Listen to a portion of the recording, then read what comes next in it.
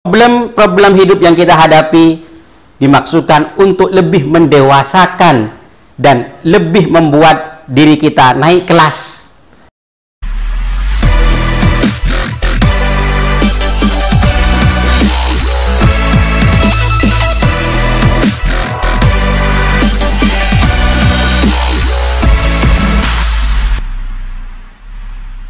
Assalamualaikum warahmatullahi wabarakatuh.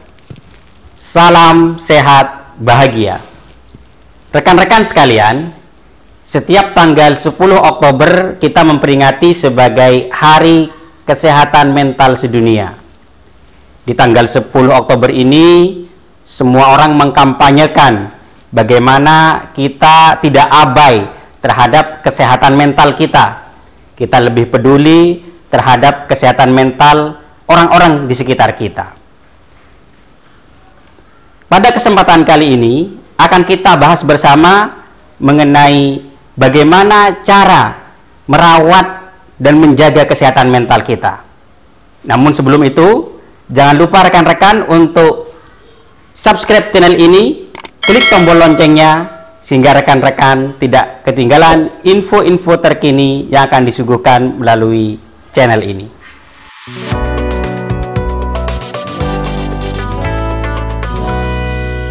Ada beberapa cara yang bisa dilakukan agar kita bisa menjaga dan merawat kesehatan mental kita.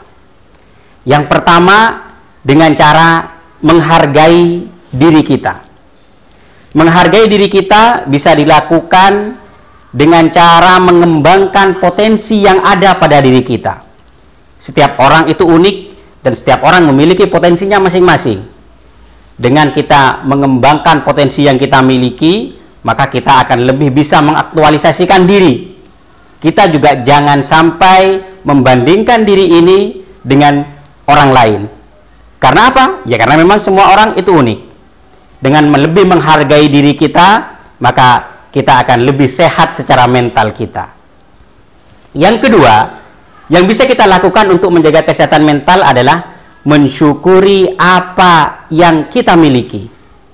Kita syukuri apa yang sudah dianugerahkan oleh Allah kepada kita. Dengan segala kekurangan dan kelebihan yang kita miliki. Dengan mensyukuri, maka hidup kita juga akan lebih nyaman, hidup kita juga akan lebih bahagia. Dan kita akan dijauhkan dari penyakit-penyakit mental yang dimungkinkan bisa menghinggapi diri kita. Yang ketiga, yang bisa kita lakukan dalam menjaga kesehatan mental kita adalah mengambil hikmah dari setiap permasalahan yang kita hadapi. Tentunya dalam hidup kita akan menghadapi berbagai persoalan, berbagai problematika hidup.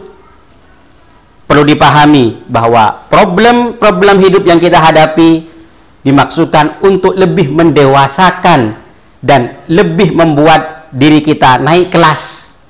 Untuk itu, setiap problem dan permasalahan yang kita hadapi harus bisa kita ambil hikmahnya. Yang keempat, kita bisa melakukan pola hidup yang sehat. Ini juga bisa kita lakukan untuk meningkatkan kesehatan mental kita.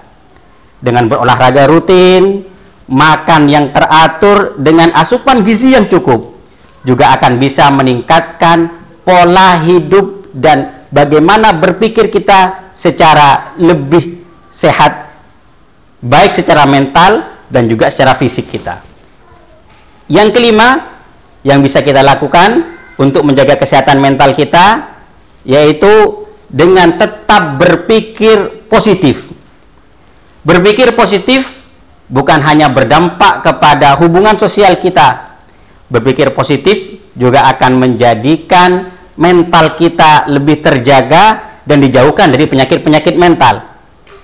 Ini tentunya harus tetap kita lakukan dari hal-hal yang terkecil.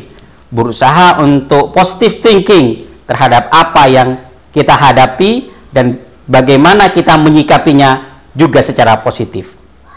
Yang keenam yang bisa kita lakukan untuk tetap menjaga mental kita tetap sehat, yaitu tetap menjaga hubungan yang baik dengan sesama.